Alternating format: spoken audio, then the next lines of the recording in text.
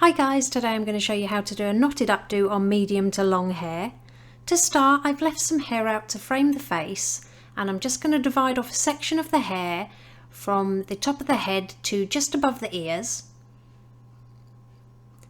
And I'm simply going to tie this into a single knot. Make sure that this sits around about the ear height and secure it underneath with a clear elastic band. And we're going to make 4 of these knots in total, so just bear that in mind when you're taking your sections of hair. So moving on to the section next to it, again I'm just going to do a single knot and then attach a clear elastic band just underneath on that little ponytail to keep it in place.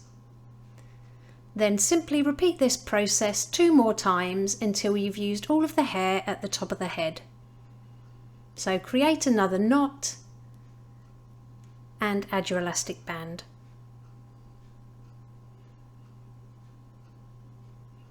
Now just finish off your final knot, make sure it's the same height as the other side.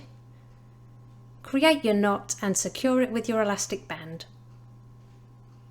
Next, I'm going to take some texture spray and pop it all over the top of the head. I'll pop the one I'm using in the description below for you. Then holding onto those ponytails, we're just gently going to pinch and pull the hair to give it a little bit of a messy texture. Next, we're going to divide the remaining hair in half, making sure 2 knots are on each side. Then secure each of these halves into a low ponytail.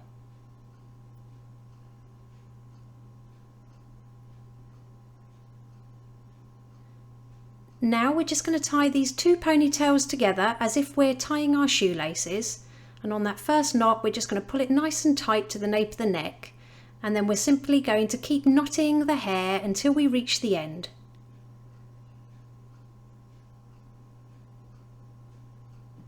When you get to the end of the hair, secure it with another elastic band, but only pull the tail ends part way through to create a loop. Now taking that little loop, we're just going to roll it up that knotted braid until it reaches the nape of the neck, and then just spread it out. Then secure it all the way around that little bun with as many bobby pins as needed.